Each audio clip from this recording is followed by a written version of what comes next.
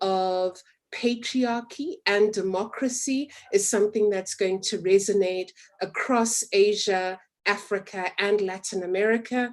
We look forward to having your reflections and you sharing your experiences based on the speakers today, who are also fantastic feminist writers. My role today is just to facilitate the conversation. I will introduce the speakers. I will then hand over to Caroline. We will read from the book. We will put a link in the chat to the book. It is available online, and we're focusing on a number of chapters, but today the discussion is really going to be around the thinking that went into the book, the themes that are coming out of this book, which are critically important.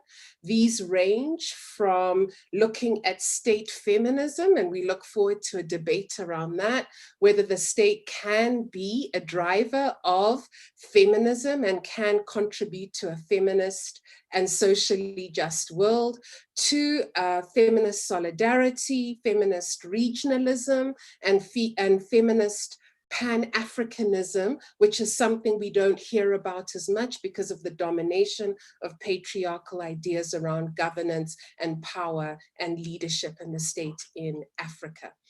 The writers will share their thoughts. We have a number of questions which led to the chapters that they put in the book. We will then have a discussion, and then we will close after that.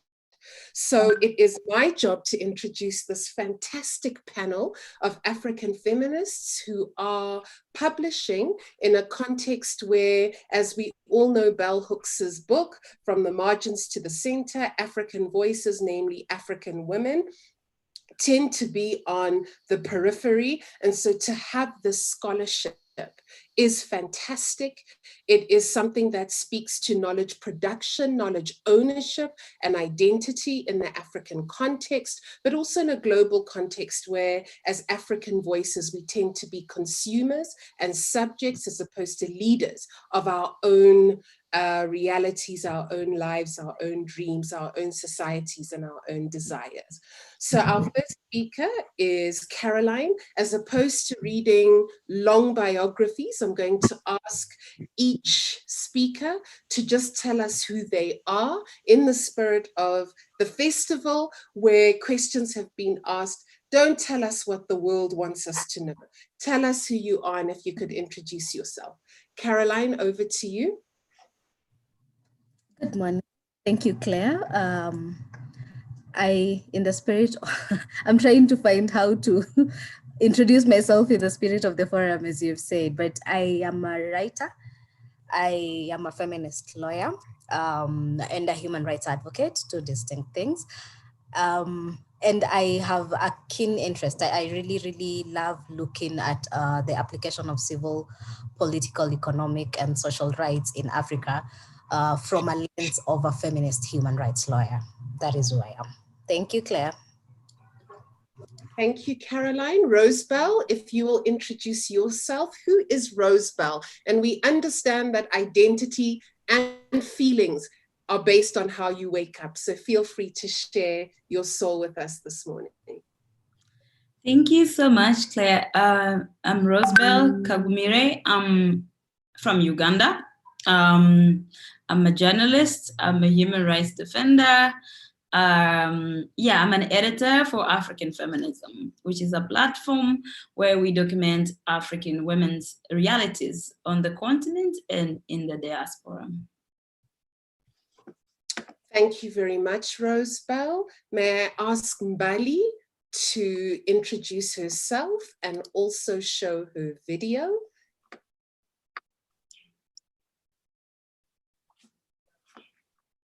Bali, I'll come back to you if you're having a challenge.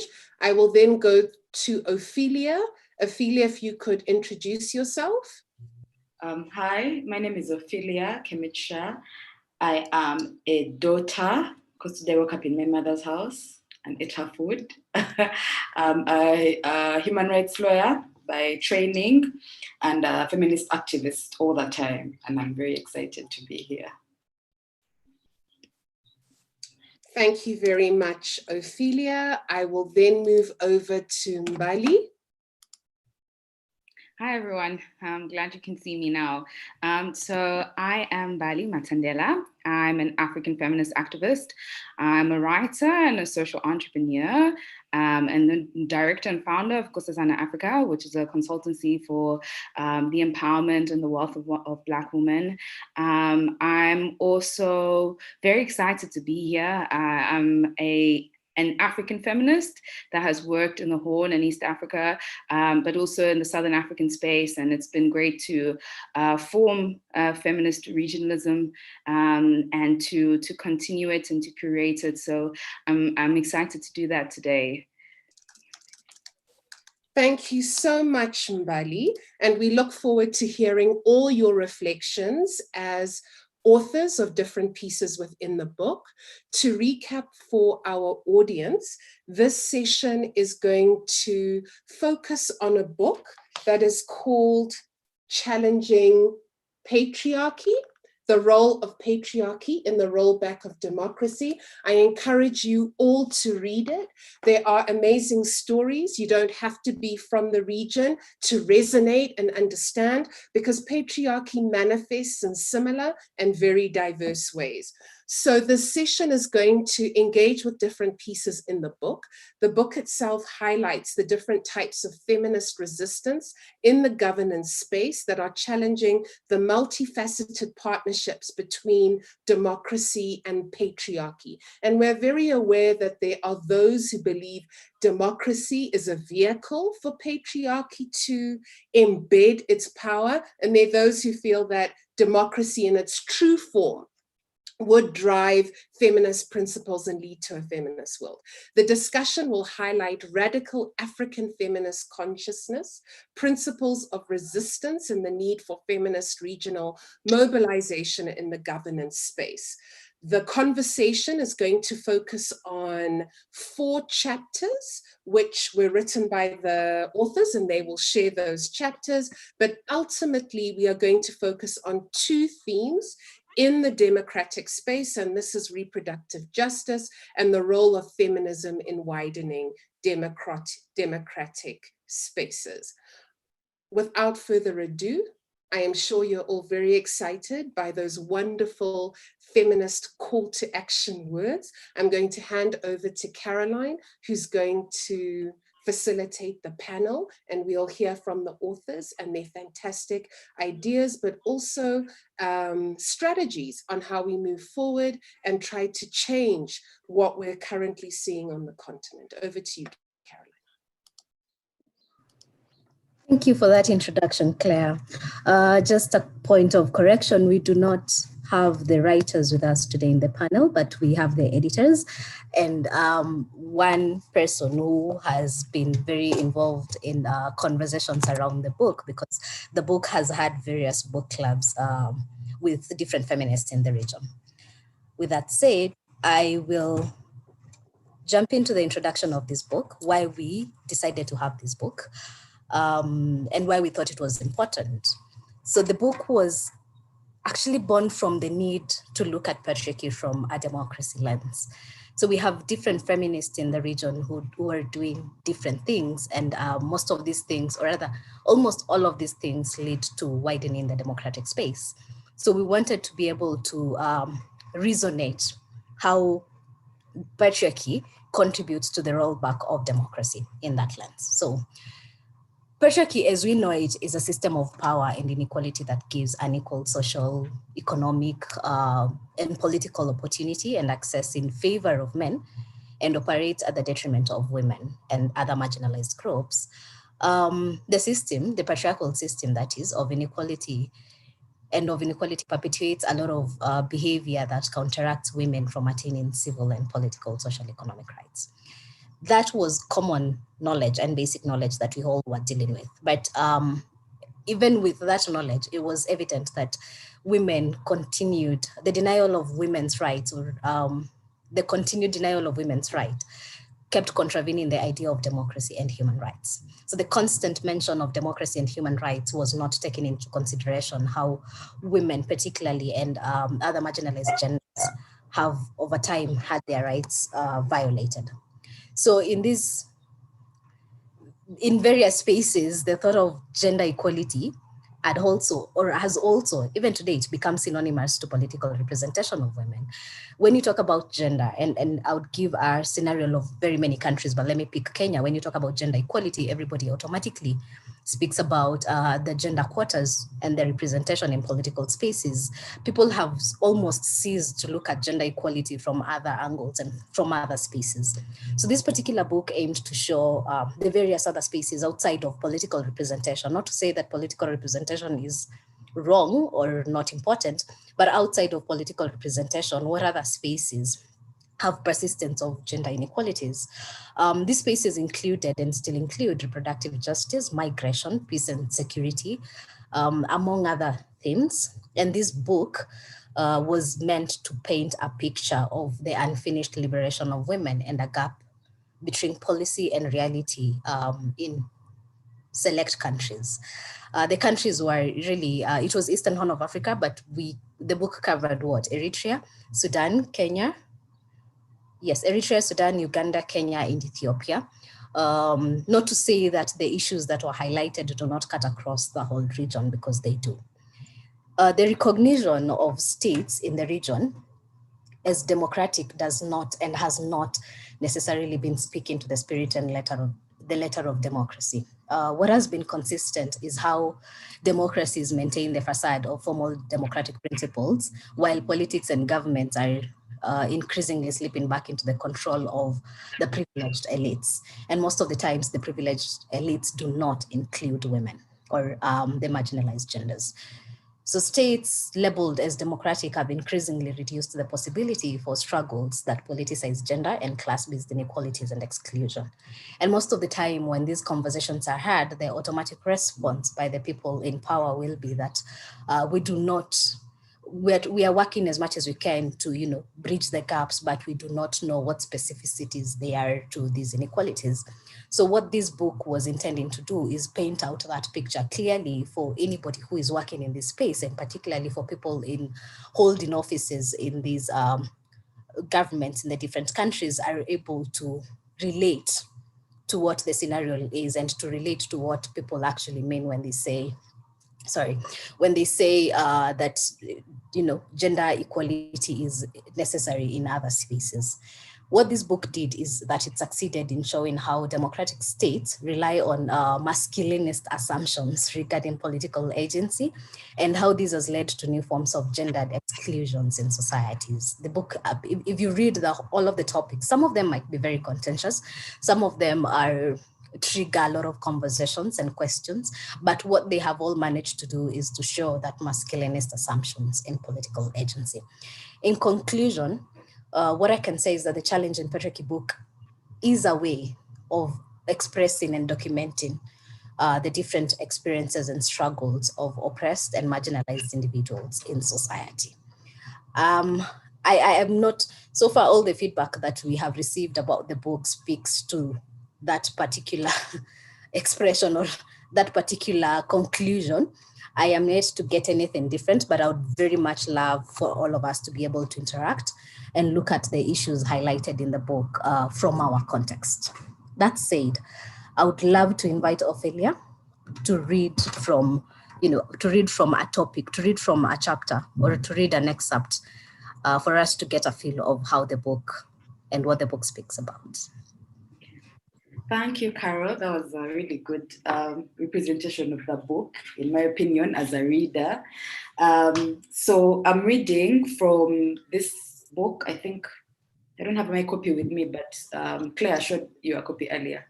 So it's called Challenging Patriarchy. I believe Carol posted the link in the book. I'm reading from the chapter called Unmasking Patriarchy, the Family and Traditional Values Discourse, and the Quest for the Reproductive Health and Rights of Women. Yeah. So I wanted to just give like a brief overview of what the chapter is about. So as the title suggests, it's about how the conversations about traditional family values is used to roll back and to hold back women from being able to achieve their reproductive rights. So yeah, let me just get into it. I'm reading from page 27, if anybody wants to follow. So they're talking about a petition that had been filed to address the case of one JMM, who was a survivor of sexual violence but was unable to access proper information and healthcare services. So the author continues. The important question around petition 266 of placing the family both at the center of society and then placing obligations on the family to ensure morality has the effect of connecting the family process into state dynamics. This is particularly detrimental to women whose political relation to the state is often constructed as a social relation to a man through marriage. This has created a problematic and illusory dichotomy with womanhood and motherhood being portrayed as a representation of the icons of a nation, while men and fatherhood are represented as the state. This phenomenon is not unique to the African states, and perhaps lessons can be drawn from the United States of America, where the family values narrative dominates the political sphere. The USA, like many African countries, was created as a result of colonial greed, and in its earlier years, it lacked many of the social institutions that provided social order and a sense of identity. Due to this, the country sought to create its traditions that would define its identity, and in that sense, provided a well-defined political role for the family. Tyler hypothesizes that the nuclear family with a married heterosexual couple and their children is the foundation of a solid and healthy democracy and the key to solving social problems. Through this, the family came to be seen as the source or cause of social problems, as well as the potential solution and cure. Bad families eroded American societies, while good families would restore it. Similar to the experience in Africa, the centrality of the family has had the effect of subjugating or othering persons within the society. And significantly in the USA, the traditional American family was white and Protestant. Therefore, this banner of family values was used to fight the civil rights movement and entrench gender norms. Women in the American family, on the one hand, had the role of sustaining the nation by reproducing and nurturing able, balanced, and virtuous children. The family was to be a self-sustaining unit that would build the state. Men, on the other hand, had an obligation to both defend the state and be its primary representation. In this framework, the obligation to ensure that the family unit remained intact primarily fell on women. Rising divorce rates and the increase of behavior thought to be less than virtuous fell on the doorsteps of women. Informed by this role, women were kept out of public life while simultaneously being blamed for failures and ills in different societies. Women were not given space within the political discourse, and through an illusory divide with private life, are expected to lay the foundations for the family on which a healthy and moral society is developed. I'm just going to pause there. I don't know how much more time I have, but I wanted to move to a different part of this chapter. Yeah, on page 31, that talks about framing the discourse as a rights narrative. By extending family values to the nation, family values is in quotes, to the nation and state building and placing the family at the center of society, the exclusion of women is entrenched in Kenyan society. Women within these frameworks are portrayed as the repository of uncontaminated national and family values. The mantle of the mother of the nation implicitly suggests that their role in protecting the family unit must be tied to their role in ensuring nationhood.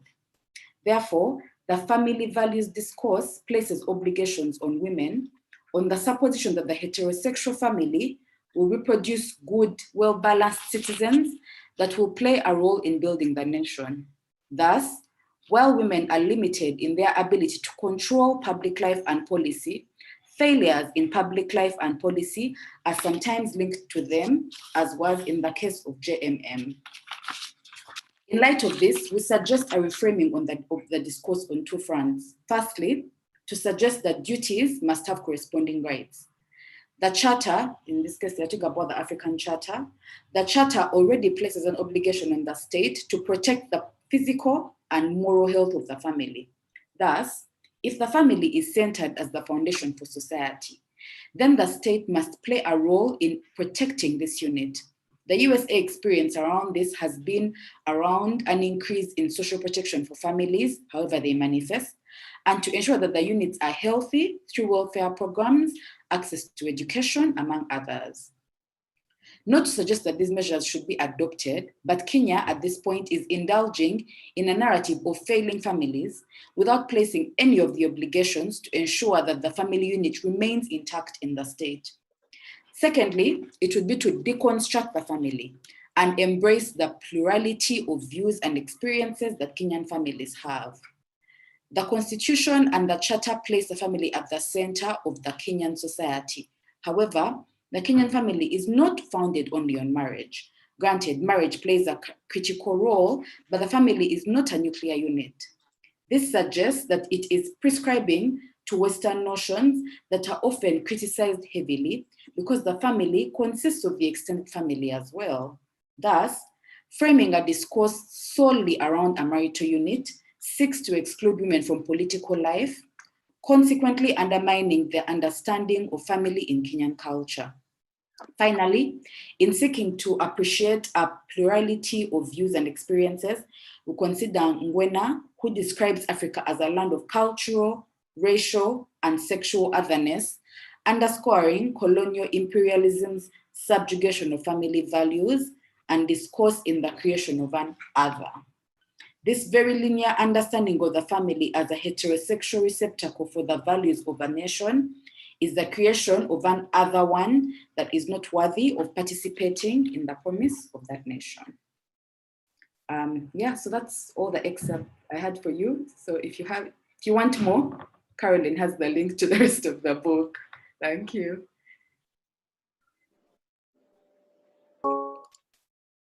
Ophelia. Thank you so much.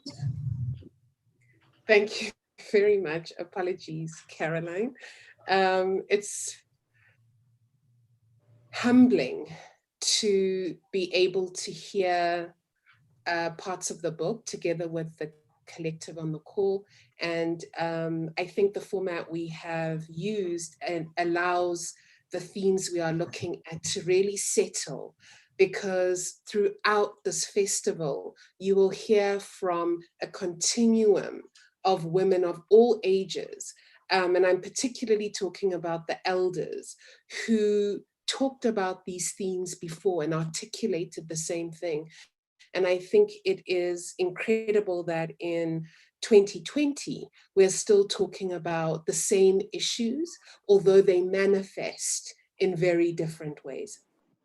Thank you, Ophelia. That was very pleasant to hear, and I'm sure we could have continued to hear from you.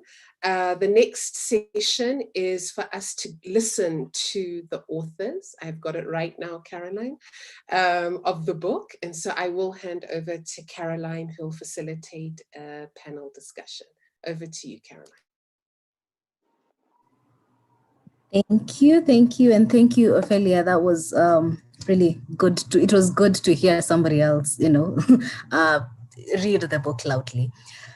So we're going to start on from a light question, and the question will go to the three panelists, Ophelia, Rosebel, and Bali. The first one would be to know what chapter in this book spoke to you, personally and professionally, and why did it speak to you? We can start with Bali. Let's start from the other end. Yeah. Okay.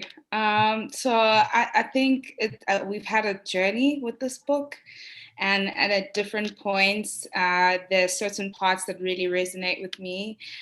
So I think with kind of the first iteration of edits, the article speaking to kind of the Aso Oromo and looking at the Gada system, the Ateta system, and other institutions of democracy that existed in Africa that don't borrow from Western norms and Western ideas of what rights are, rights and responsibilities.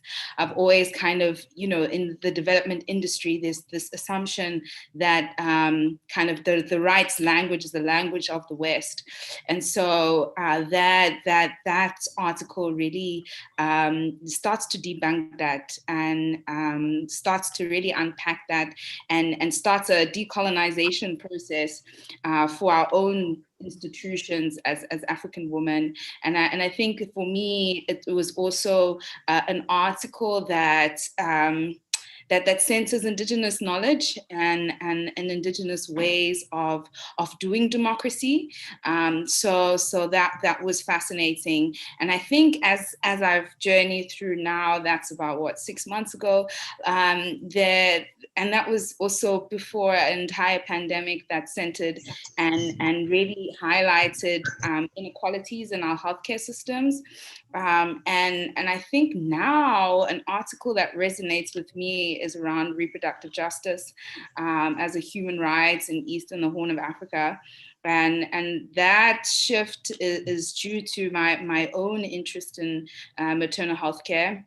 Its inequalities, its gaps and its shortcomings, but also in abortion care and how it really requires relevant counseling and psychosocial support, but also it requires abortion is dangerous in Africa. It's the most dangerous activity to perform that is performed in Africa in terms of maternal health care. And so that article is really, really important for understanding the gravity of the issue.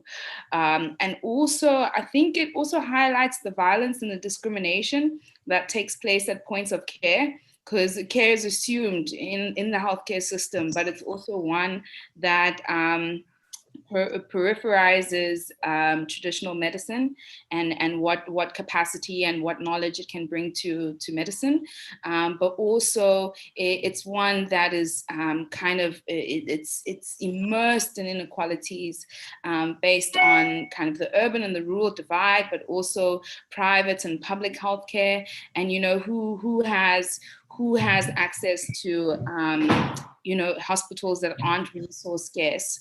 And that, for me, I think the article on reproductive justice and looking at what the Maputo Protocol really says about abortion care and access, but also just the rights of women and their sexual and reproductive health rights. It's really a document and a document that a lot of governments really should be signing on to and ratifying. And there needs to be at a policy level that advocacy that is taking place by African women, continuing the generations of advocacy and activism that actually drafted the document, right? I think in regionalisms, so in the African Union and IGAD, in the East African community, and the Red Sea area and the Horn, there's a tendency to draw from knowledge and policies from the UN around peace and security and the rights of women, as opposed to using the Maputo Protocol that is the work and the labor of African women is a policy that came out of that. And so I think for me, that's why that article really spoke to me personally and professionally as well, because health research is something that is becoming more and more central in my work.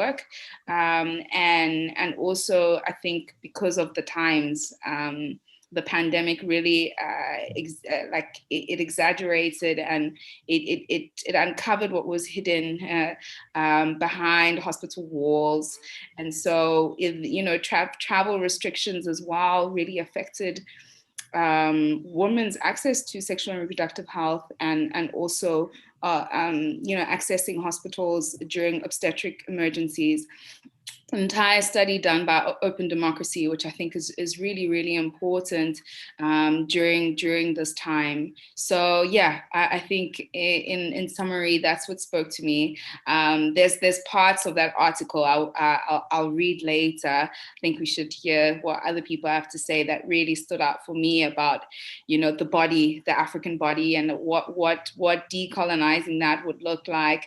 It's letting go of the meanings attached to African women's bodies. And that also, the meanings that are attached historically come up when someone enters a space like a hospital. There are many scripts. I mean, there's a lot documented in the US about how Black women were handled. Yeah. Maybe I should speak slower. So no, go ahead. I think there was an issue with the interpretation, but it's okay. I'll go a little bit slower, but yes, I think there's histories linked to how Black women have been treated in the field of gynecology and obstetrics. And so I think for me, reading through sort of that history and how it links to African realities has been really, really important for me professionally. Thank you so much, Bali. And it's great that you've mentioned the Maputo Protocol and how we have been very slow, or rather the countries have been very slow. The countries in Africa have been very slow in implementing it. I keep mentioning to people and saying Maputo Protocol is just, the manner in which it's called, but it's actually the protocol on the rights of women in Africa. So that is very important for people to know, that our governments are slow in implementing a protocol that speaks to the rights of women in Africa. Thank you so much for that. And it just for the people who are listening, I think it's good to mention that the book has 2 articles on reproductive justice. One speaks to the reproductive justice as human rights in Eastern Horn of Africa, and the other one speaks to unmasking patriarchy in the reproductive justice sector. So those 2 are quite important. From that, I would want to hear from Rosebel. What chapter spoke to you, and why was that issue important? Thank you so much. Yeah, good to join you all and listening in. It's been a couple of months. We've gone through a book club with this book, so but we don't tire, So it's very good to also reach out to a different audience which has probably listened to the book, read the book. For me, I will build on what Bali said, because reproductive justice is something I've worked on a couple of years, and I was introduced to it within the realm of post-conflict rehabilitation when I was working in Uganda, and then I did a couple of research support trips to DRC and to Panzi Hospital, which is run by Dr. Mukwege, and the reality of reproductive justice in a conflict situation for women. It tells you already what the existing oppressions against a woman's body the war finds, because these things don't just spring up because the war has come up. They have always been there, kind of lurking underneath in society. And then when there's instability, when there's conflict, then this is where you find we say like the women's bodies are made a battlefield. But the reality is that this battlefield, it happens every day, even without a conflict, So I've come to understand reproductive justice, not just within the conflict situation, but then also what happens in societies where you think you have at least a semblance of stability or a little bit of democracy, but then what happens to women's bodies is still women's bodies are the most litigated thing. There's no, if you look for laws, there are no laws in many countries which are going to talk about any body part of a man. It's always a woman's body litigated, put in the public space, discussed.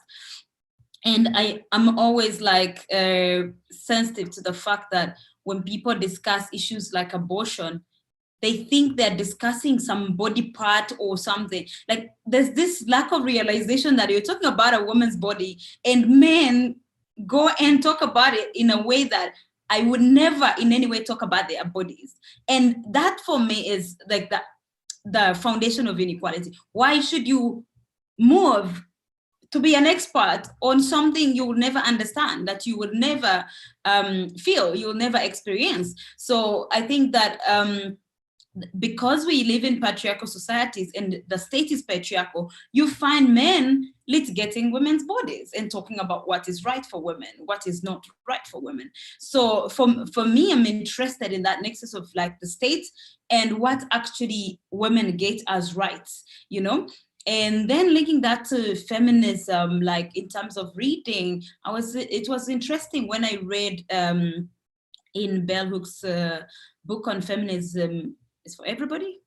Yeah. So she was talking about the fact that we can make feminism as mainstream as we want, but reproductive justice has to be the heart of our feminism. Like you cannot be a feminist and not talk about reproductive justice, because that is the heart. You cannot liberate a nation if you're not having the right over your body. She says that you can give women all their rights, but if they don't have a right to determine anything about their body, they don't have rights. So you can go vote, you can go demonstrate, you can go all these other rights, civil rights that we are preoccupied with when we talk about democracy. But when a woman has no right over their body, that is not freedom, that is not liberation, that is not democracy. So that's why I'm interested in this book that brings reproductive justice, that this is a crucial issue in terms of democracy. And then also of recent times, I think the last 4 years, you know, even before, but the last 4 years worsened with President Trump in power, in how we saw a lot of populists around the world being emboldened to kind of wake up and just announce all sorts of measures against women targeting their reproductive health, right? And reproductive rights. In the neighborhood in Tanzania, we had Magufuli coming up and announcing to the nation, you know, you would think that it's 2020, you know, someone would be embarrassed, right? But he wasn't. Talking about bodies of young girls, as young as like 14, who are victims of sexual violence, who are maybe not given enough sex education for them to navigate their sexual relationships. To say that if you're pregnant, it's the end of you. You know, it's like a sentence over girls. And in that sense, people don't realize that he's making a statement over women's bodies, over girls' bodies. There is lack of detachment to say, he was like, if a girl is pregnant, they should not come back to have an education. How do you punish someone for their body and what happens to their body? You know, for me, is that lack of critique that we see. So away from Trump, and also how different countries really continue to litigate, and then the rise of the what we call the evangelical white, you know, right wing, and their influence in Africa. And when we talk about decolonization and centering, decentering this gaze and control on African women's bodies, I think we must not lose those international dynamics on who is influencing, who has access to our state house, who is making policies on about our bodies.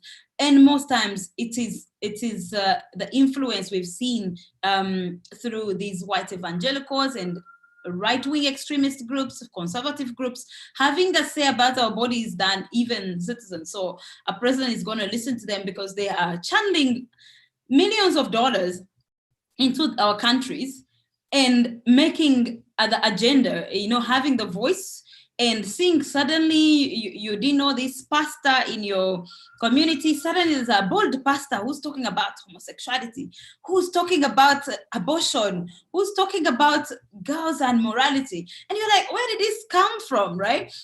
you have to make the connections on where the money is coming from, who's getting the influence, who's propping who. And for me, the heart of it is that you have the patriarchy and the need to control a woman's body. Then on the flip side would be my reflections on it's the issue of a woman's body is not just only about conservatives, but also how generally what you see liberal approaches to global health, what do they do to African women's bodies? So I remember, it must be 2 years ago, and the French president was visiting African Francophone countries, and he was in Burkina Faso, and he proudly talked about, oh, women in Africa produce too much, and they should be given contraceptions. We should control their fertility. I'm like, who the hell are you? Yeah, you know, like, I'm about to swear, but I won't. Like, who the hell are you? You know, a white man trying to have a statement about our bodies, you know? The reality is that we should be facilitated. We should facilitate women to make choices that are good for them, that are good for their lives, that they are comfortable with. The idea that you're liberal, you're going to come and really make a woman's body, like, you're controlling them in a different way. So we have to also look at those dynamics, the kind of policies, the kind of do we have room for people to navigate if it's about a family, what kind of family they want to have, and stop the obsession. It's like, or, you know, an African woman, either you don't be promiscuous, you're producing too much. It's just too much of a swing, right? And those things bother me. And I think reproductive justice brings all these things together and ties that knot. And I'm talking too much, but lastly, which I think we can go in later, the paper on Eritrea is very, very important. And given what is happening in the Horn of Africa right now with the war in Tigray, in Ethiopia, it's very important to understand the role of women in the Eritrean liberation war and what happened to those women after the country gained independence, and the fact that the country has been in a dictatorship ever since independence. So what happened to these women, and the way they were not respected? They were respected fighters, but once they stopped being fighters, when they came back to the community, they were expected to be wives and, you know, an idea of traditional woman, while their male counterparts who are going on to take power and be respectable men and take their space in society. So we have to think, because I come from a country where often, you know, the president who's been in power for 35 years, often we are told, where were you when we were fighting? That is a very common dismissive, paternalistic thing to say, especially when you're talking to a young generation that wasn't even there in the first place. But even those who were there, there's this idea that when you hold a gun, you should be the one respected, you know? Like, when we talk about the struggle, like, if you're the one who held the gun, then you should have the utmost power.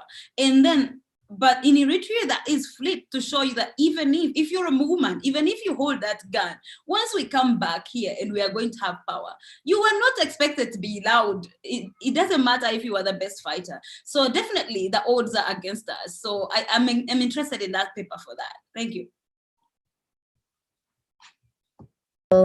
Thank you so much. You've brought out two issues: your interest in reproductive justice and your interest in the place of women in expanding or, you know, widening the democratic spaces, and with a reference to the Eritrean paper and where women are at the moment. That is very important. About the body and being a war zone, I have a whole paper to share, but before then, and before I give you the title of that paper, I'll invite Ophelia to speak about this issue. Ophelia, please check on time. Thank you. Okay, I'll be very brief because I have the advantage of having had Bali and Rosebell speak before me, so they stole all my points, except like a few. So as you can tell from the fact that I read from the paper on unmasking patriarchy, that's a paper that really spoke to me, because the family values discourse has just been in our faces. Every time it's a homosexuality issue, they come with family values.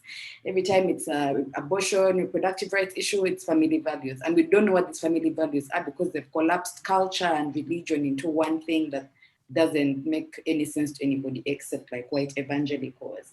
So that was a paper that really spoke to me.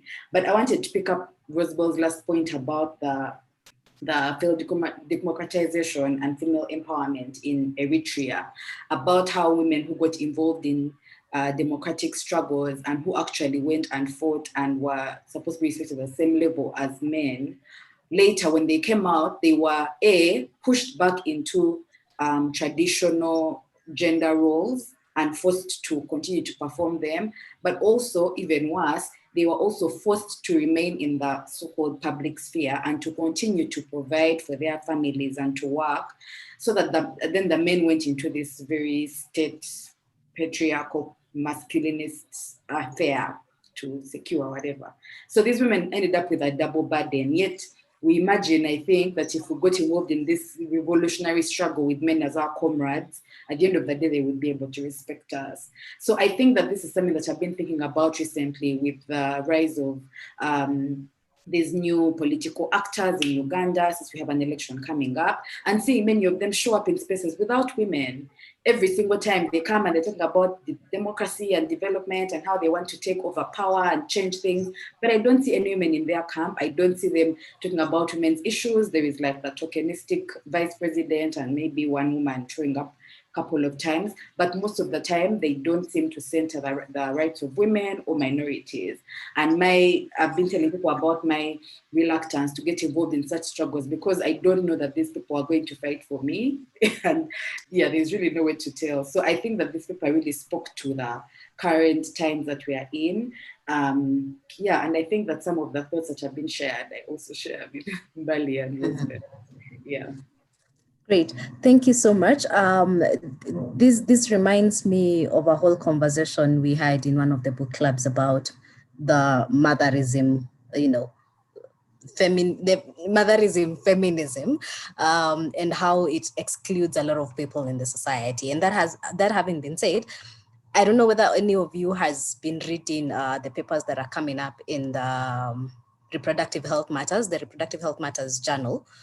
There's one that Chimaraoke wrote, and it was all about who owns the body, indigenous African discourse of the body, and contemporary sexual rhetoric of the body. Her main argument, there were a lot of good arguments in here and a lot that I did not agree with, but her argument was that the notion of human rights from the Western perspective and from what people have embraced in Africa speaks to the body being individual, being owned by the individual. I thought that was common knowledge until I saw her.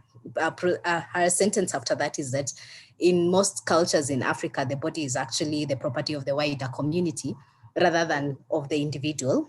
And that is why we are having a problem with implementation of sexual reproductive health rights, because we approach the body as a person's, as the woman's, while we should be approaching the body from the cultural angle of it being the property of the wider community.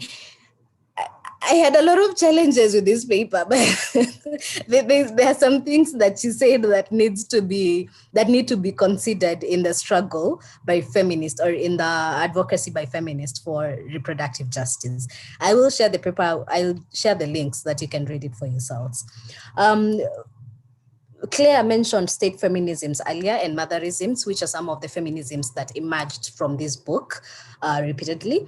So outside of these, I would like to ask the panelists what African feminisms are emerging in these spaces that we've spoken about. The spaces that you have brought out are spaces on reproductive justice, particularly abortion care, maternal health care, and family value discourse, and democratization and empowerment of women. So what African feminisms are emerging in these spaces that you think should be amplified so that we, get the gains that we're looking for in these particular spaces? And again, what are the areas that have been omitted in conversation in these spaces, or that have been missed that people need to focus on? So I'll start with, again, Bali. Since I started from there, I'll have to keep going. Okay, so I think important feminisms that really come out of the book, and I think that are really essential in the reproductive justice space. I mean, Black feminisms is what coined reproductive justice as a term. So, Black feminisms also remind us that knowledge is situated. And so as African women, we know that there's knowledge from our lives that we have to consider and work towards advancing, and in that also reach our own true emancipation. That we are continuing from, the liberation movements that tried to give us our rights, or women's rights, but we actually have taken the mantle, and we're continuing that struggle in terms of advocating for women's rights. And so Black feminisms is one, I think, really an integral theme in the book, but also African feminisms, because our realities are African realities, and we have to really consider how we organize in ways that are anti-imperialist, we organize in ways that are intersectional, so that consider class, race, gender, and sexuality as well. Sexuality as an African phenomena that's been around for decades. But also I think it's really important when speaking about reproductive justice, and this is the section that I thought was really important, looking at customary law and the different meanings and the different laws that govern women's bodies, that customary law, it positions itself as the ways in which law is implemented in order to preserve indigenous ways of living and culture and tradition. But I think an intervention that needs to be made, and especially in terms of reproductive justice, is also at a community level or at a localized level, looking at who gives of that service in spaces that are far away from hospitals. So those traditional leaders, those traditional healers who are giving of reproductive health, who are providing that service, they also need to be included in the policy-making process. So I think in that sense, African feminisms are really important because they give visibility to indigeneity and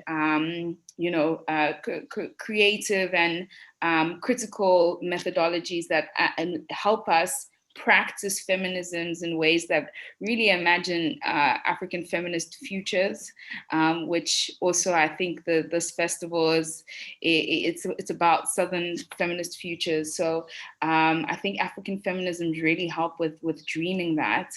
And then for me, we're talking about the body and the meanings attached to the body. I want to speak about decolonial feminisms as also being a thread in the book, and through colonialism and white supremacy, African women's bodies have been subject to moralism and shame by colonial administrators and African patriarchs and religion. And so those are stakeholders that you're dealing with when you speak about reproductive justice. And I'm actually reading from page 124 of the book, where Notando actually quotes Sylvia Tamale, who states that colonialists worked hand in hand with local leaders to develop inflexible customary laws that evolved into new structures and forms of domination, and deployed various legal and policy strategies and discourses in the areas of medical health and hygiene. Traditional customs were reconfigured to introduce new mores, taboos, and stigmas. Women's sexuality was medicalized and reduced to reproduction. Through adopting Christianity, Africans were encouraged to reject their previous beliefs and values and to adopt the civilized ways of the whites. A new script, steeped in Victorian moralistic, anti-sexual, and body shame edict, was inscribed on the bodies of African women, and with it, an elaborate system of control.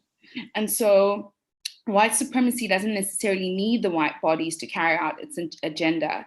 Instead, the frameworks that exist that are colonial, conservative, and also part and parcel of Christian NGOs and African governments still restrict abortion access decades into independence. And you see, so the frameworks and the NGOs, the people who hold the funds to actually roll out certain interventions, really, they continue these values and the moralism and the shame that's attached to African women's bodies. So I think decolonial feminism then seeks to really address the moralism, the shame, and the Victorian scripts that really want to control women's bodies. So I think for me, those are three strands: Black feminism, African feminism, and decolonial feminisms.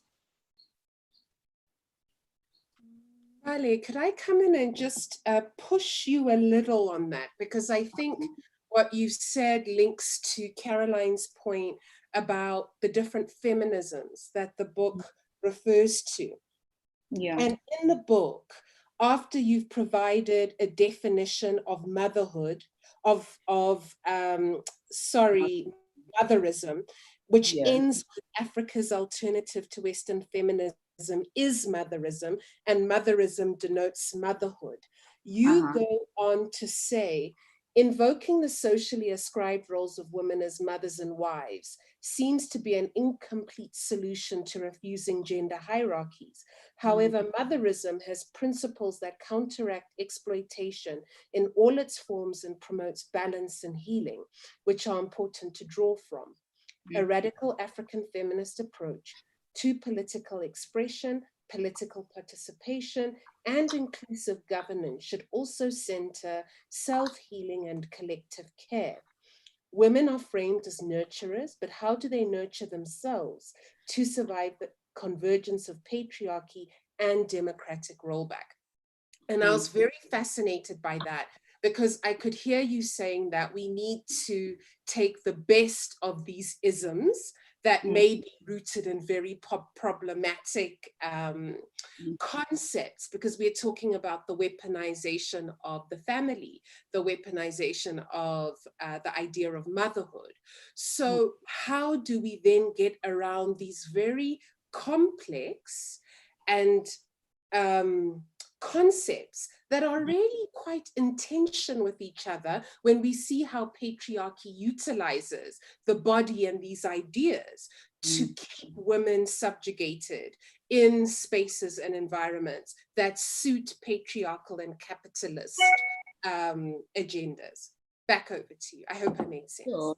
No, I think even as I was writing that sentence, I was like, am I a motherist? No.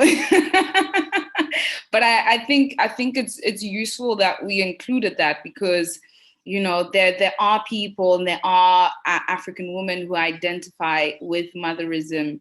And so in me approaching motherism as an ideology, motherism as an approach to, furthering African feminist demands, I think what I didn't want to do is erase what they have to contribute. And I think when forming solidarities, you form solidarities, people who identify as intersectional feminists, with people who identify as African feminists, people who identify as Black radical feminists. And so I asked myself, what does motherism have to offer? Right? What does it have to offer to the greater feminist movement? And I think for me, it's really bringing in, understanding that women are nurturers, but they're also protectors. They're also, there's so many meanings. And so motherism, for me, really, it was so grounded in not only framing women as nurturers, and it does, but seeking to balance the femininities and masculinities, and the way in which it describes that is linked to land, it's linked to spirit, it's linked to nature. And so I liked how, motherism went further than just, this is a superstructure that we cannot see. It was very tangible. It was like, it seeks to have, the African family and African community in oneness with its environment. And for me, I think that I like the idea of balance, of taking feminism outside of the university, outside of the environment we see it in, but actually thinking about it practically. What does it mean as me as an African and my being in the land, or my being in nature, my being balanced and well, and I really drew that from motherism. I wouldn't specifically identify as a motherist. And motherism comes and it purports to be an alternative to African feminism. I think it adds to it. You also write things and you move beyond, like you come back to your writing and you're like, okay, that's actually what I meant. And what I meant is there's a lot to draw from it. There's a lot that it can advance how we articulate our feminisms. I think it's about, we want to bring, equality. It must go further than being, 50-50. What does equality actually mean? And I think motherism offers a very holistic approach on that. Oh, thank you very much for that, Mbali. Over to you, Caroline. Thank you. I'm loving this conversation. I would want to, borrow time from heaven and add it to our session, but I cannot. We are running short on time. Please be brief, Rosbel. Yeah, thank you. So I'll just really add a little bit on what Mbali had said in terms of motherism. I kind of felt the part on like environment and Mother Earth and nature and centering nature a very, very important discourse, because, Africa right now, it has one of the only remaining, probably the largest arable land in the world, and the rush for our resources and our lands.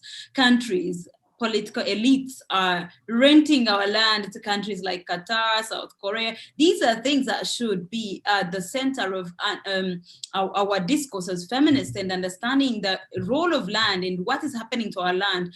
How do we relate to land in a neoliberal economy, both as a personal level, but also what's happening to families that are being dislodged from their land and from nature.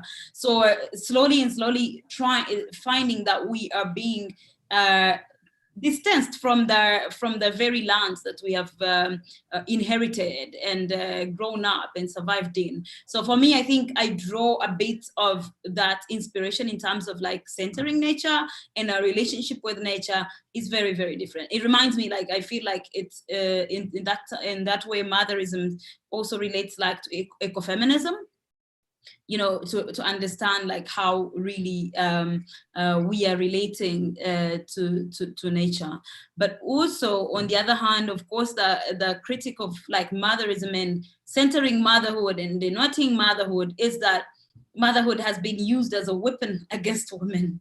So how do we maintain, I think it's a good discourse to say, how do we maintain the good notion of the place of mother in a society in terms of fighting back?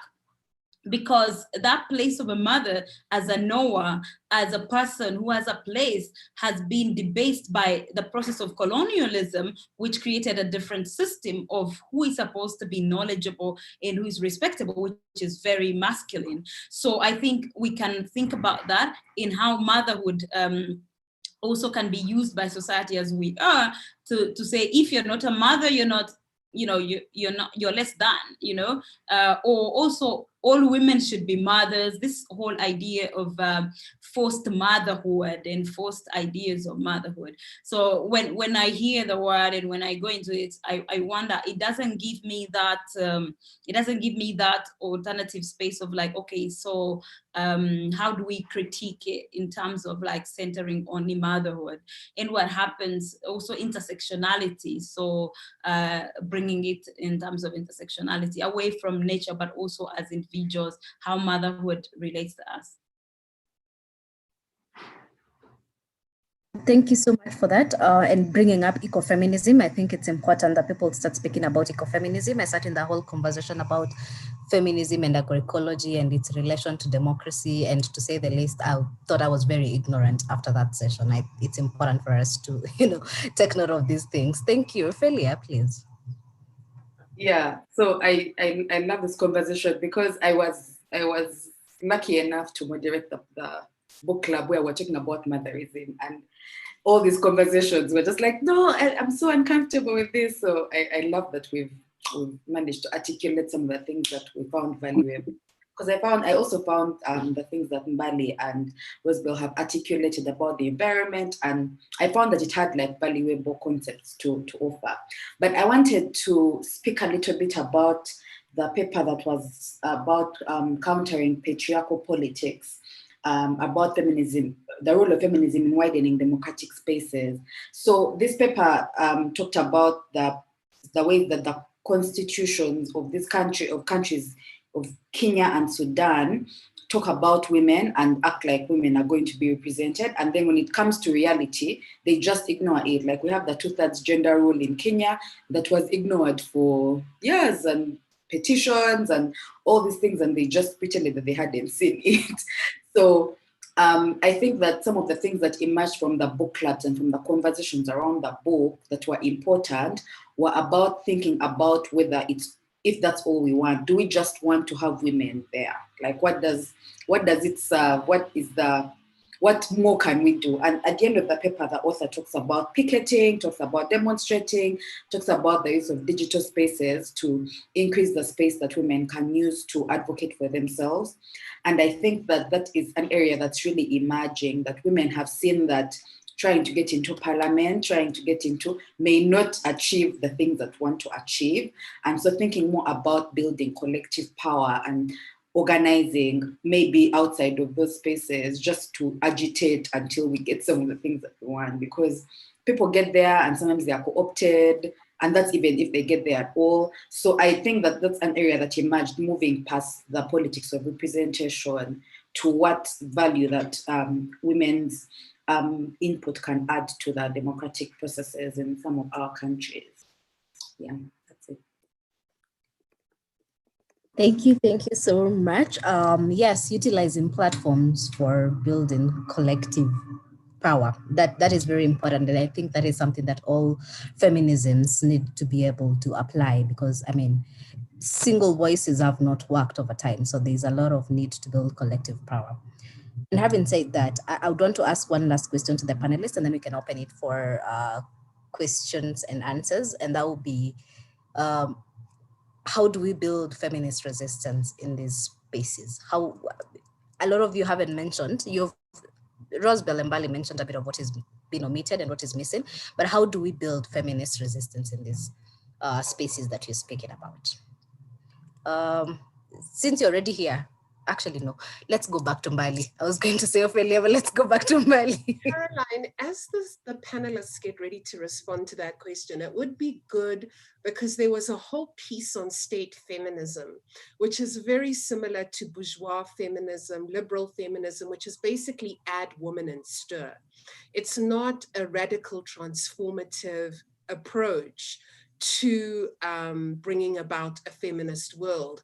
And it would be good to just get a few reflections on that, because if we are placing the state at the center of women's liberation, then we have either not heard from our elders from the past, or something is in the water. I am not sure. And so it's clear what side I am on this. And I think just as and COVID has shown that because we have various trends, that power is consolidating differently. It's organizing differently. And the state is a big part of that. And if we are putting our liberation in the state based on representation, women's representation, participation, and there's one other one, I'm not so sure. So it would be good to just hear a bit about that as well. And when we open up, it would also be good to hear from the participants. Back over to you, Caroline. And Bali, I need you to speak to, to start speaking on this. But before even you talk about that, I would want to ask, in relation to what you're talking about, Claire, what do we mean when we say that we want a feminist future? What do we mean when we say that we want a feminist state? To whom does that speak to, and whom is supposed to take responsibility for ensuring that we have a feminist state? Bali, please. It's your airtime. Okay, that's a mouthful. So I'm gonna start with state feminism. I also think state feminism is not radical. It's not a radical approach to getting feminist demands that will radically shift our reality. But however, being someone who believes that, the institutions that exist there, and they exist without us there, and they govern aspects of our lives. So I think African feminism should not be at the periphery. I think in practice, there needs to be high-level engagements with African feminisms, being at the center of how gender is spoken about, how women's rights, even shifting that language. There's definitely, I think, advocacy and space for activism in high-level spaces, but also the grassroots. I think so many decisions about our lives are made without kind of the grassroots at the center of it. And it's often top-down approaches that don't speak to what women's day-to-day realities really really look like. So I think state feminism is important, but it is not what will lead us to our true emancipation. And I think that the previous generation learned that lesson. And so organizing online, organizing in movements that like Total Shutdown, where it's both. There's online activism, but there's also physical bodies standing in front of parliament, or physical bodies standing in spaces where organizing can happen.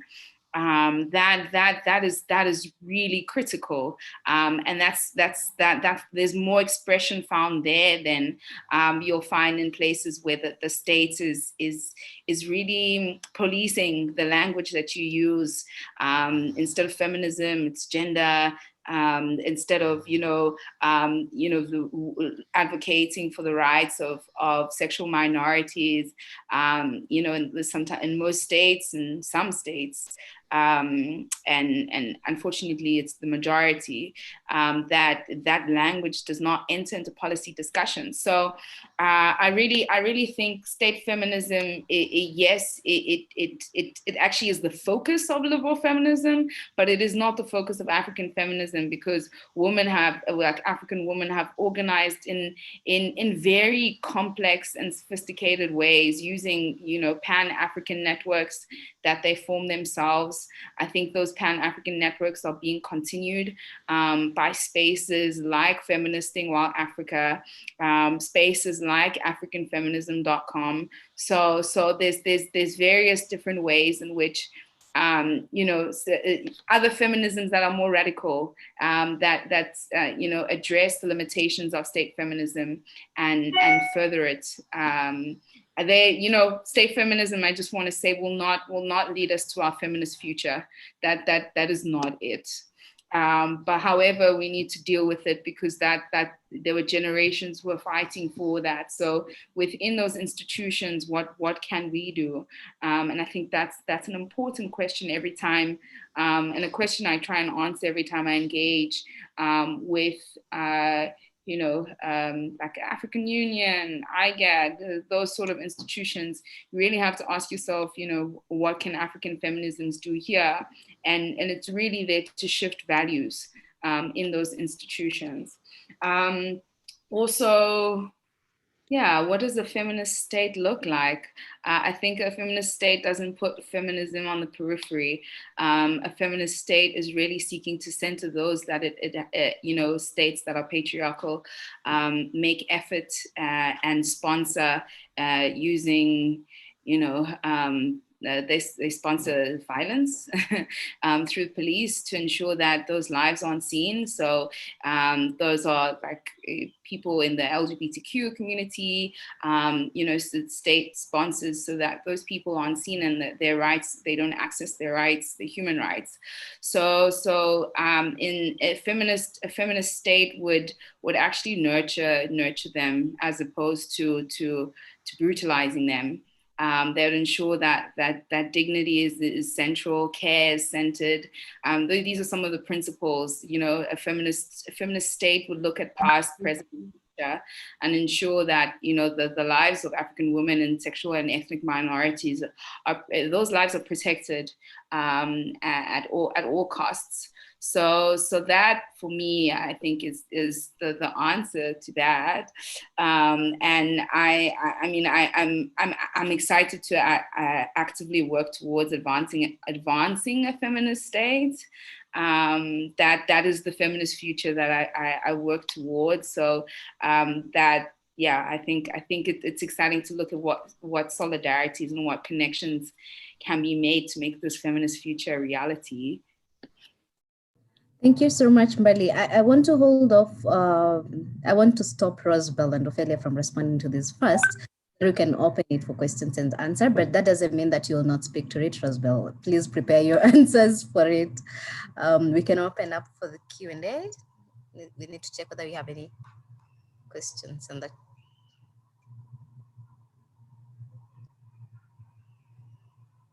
Okay. If you could raise your hand if you have a comment or a question. We have received a number of comments. We have received a comment from Anna, I think. I will get it correct shortly. Apologies for this.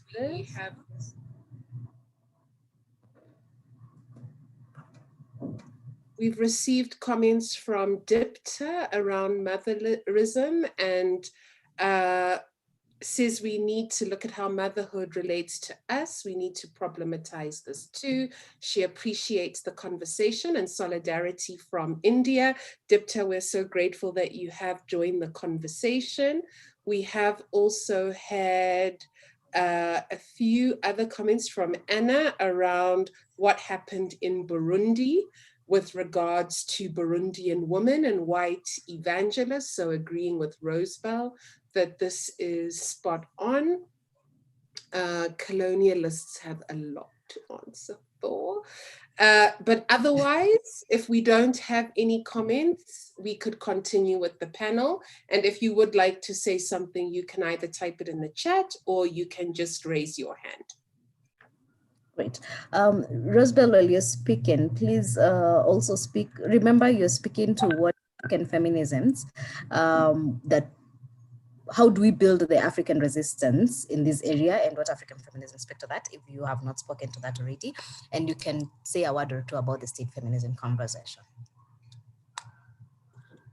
Thank you. So I'm gonna just briefly talk about my own reflections on state feminism and the fact that the kind of versions of state feminisms we are seeing right now is the fact that states just pass off. It's a trend for them. It's a buzzword. It is, I don't know, states are oppressive. So I don't know how we can have state feminism. State and feminism is not something I see because states are oppressive. They have been, especially African states, they are colonial constructs. So how do you actually have a state that is feminist? I don't see, even when we don't have even a democratic state, like even to the ideals of democracy, then what kind of feminism can that state give? So we see a lot of states trying to, of course, co-opt the language of gender equality and say, oh, we have women in these roles, and we have this number of women, we have the largest parliament composition of women in the world, but the real ground who has power is not those women. Those women are rubber stamps. They're passing everything that dictator or despot or whatever leader wants to pass. So that is not feminism. That is co-opting the optics of the day to say, hey, look, I have my women around. They are your women because you have the power, to be honest. They're surrounding you, serving you, doing whatever you want. So that's not feminism. So I think that even the idea of state feminism is really far away from, I don't know. We just have to organize, because feminism is challenging power, and the state has power and monopoly of power in most places. The power is not distributed. The people are not at the center of that state. It's just one person. We are running on neoliberal democracy, which assumes that the rule of the majority is actually fair and what should prevail. And when you live in a post-colonial state where where different nations were forced into one entity, and where the reality is that in Uganda, if you come from a very small, one of the smallest ethnic groups in the country, you will never be a president, almost, it's assured, in the current neoliberal democracy, because the idea that you must come from the majority, you have to appease the majority, is shows that you cannot really you cannot cater for these kinds of differences. The fact that some people are marginalized, many indigenous groups in Africa, I'm talking about Batwa in Uganda, Rwanda, Burundi, Congo, they are most marginalized peoples. They do not have any representative, even at the local council, even at the lowest of the structure we run, they don't have a representative. So how can that kind of state be feminist? It can't, because we are copying and pasting what neoliberal democracy says is what works. We run elections that are just rubber stamping. We know who's going to win, who has the tools to win. So how can that state be feminist? So for me, I'm like, you can be feminist and work within that state, but that does not make the state feminist. Thanks so much, Rosebell, for that. And what a powerful ending. And I'm going to ask you to say just a bit more, because a question has come in from Vanessa, and I guess we can go back round. The question is, are the terms state and feminist not contradictory? Feminism speaks about women's agency and autonomy, and a state by its very nature centralizes power and determines social organization in support of hegemonic ideas. In some ways, you have touched on this, Rosebell. Would you like to comment on this? I'm trying to check that comment to see. Okay, at times contradictory. All right, yeah. I think the state, as we are talking in terms of this. This is about, I'm looking at it in terms of African feminism. Yeah, I'm looking at it in terms of African feminism that sorry, I seem to have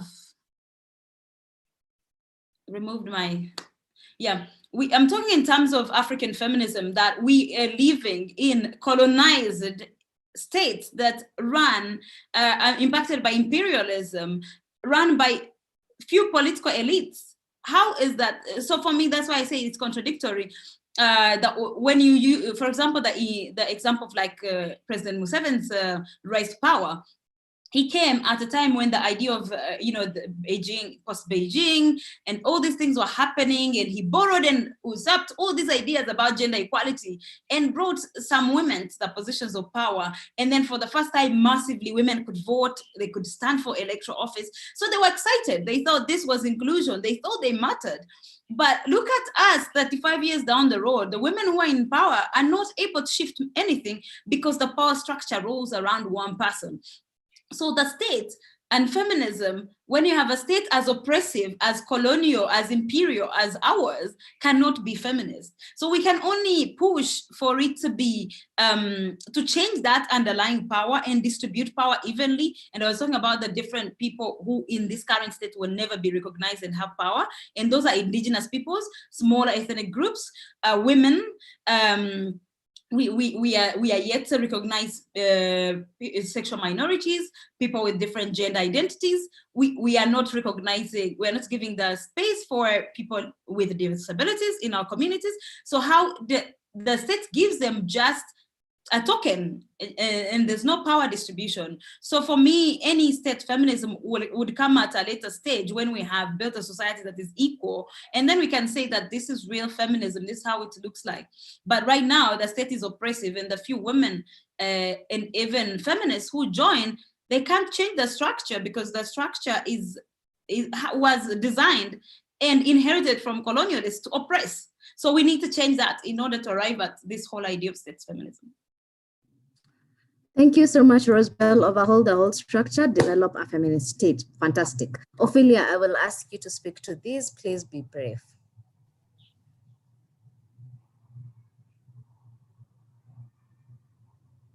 Ophelia? I think she's dropped off. While we wait for her to rejoin, we'll start with your last words, Mbali and Rosebell, and then Ophelia can tie all of them together. Your last question would be, what lessons have we learned so far and how do we take them forward? Please make it brief. You okay. Yeah. Mm-hmm. So what lessons have I learned so far? I think for me, like, that feminism it's a lifelong struggle. It's lifelong work, and so that requires lifelong learning. And so you constantly have to be engaged in the organizing and the tools and the strategies that are being used as they're ever changing. And that's also how, you also remain relevant to the lives that you're connected to. I think as Africans, we really need to be engaged in what's going on in different parts of the continent. So we can also lend our hands and our arms and struggle, so that their demands are advanced, but also that people can access their rights as the Maputo Protocol was meant to be implemented, so African women access their rights. So if there's skills, resources, and capacity that we can actually share through our networks, I think that's really important to do. And the book also it highlights how that can take place in the Horn, and how that can take place in the East African community. And so I think my leaving and lasting words is that this is one piece of a big puzzle. And it's a really important piece. So when you're reading the book, know that this is a sacred piece, and many more are going to be added. And I think the reason why I say it's an important piece is because we're writing histories about this current moment, and we'll look back at 2020 and what we are writing about, in the midst of a pandemic. What are our stories as African women? And I think that the book is that. It really stays with me as a piece, a reflective piece on feminist futures for our future democracies, what we see democracy in the future to look like, especially in a context where there are a lot of rollbacks. So those are my lasting words, and I really hope that everyone enjoys reading the book. I enjoyed editing it. I know the authors also enjoyed, seeing themselves on paper. There's something about creating her stories about the continent that is really, really important, and it's an important part of the political project. So yeah, those are my lasting and I hope words that stay with you. Thank you so much, Bali. Ophelia, you're back. Please give us your final word. Yes, so sorry about that. I didn't realize that this computer was about to go off. So I think that for me, as a reader and as a person who was honored enough to moderate some book clubs and to attend others, this book really, I found this book amazing in the sense that it helped us make connections between our struggles and the struggles in other parts of the region. I think that it was very good to read something and be like, oh, that happened here as well. And that's what the book clubs actually looked like. People saying, yeah, we also have examples of this thing that you're facing. Women here are treated like that as well. Women here are represented in the media in these similar ways that you have articulated. And so because of that, it also gave us ideas of what's possible, what can we do, because it many of the papers showed us what the people have been doing, some of the moves that they are making, and even gave suggestions of how we can shift and how we can change. Yeah, so like this paper that I read from Unmasking Patriarchy that talks about this centering of the nuclear family and how we can expand that and stop thinking about our societies as these nuclear small things that then grow up into a nation. And I think that this book can be a really good tool for organizing.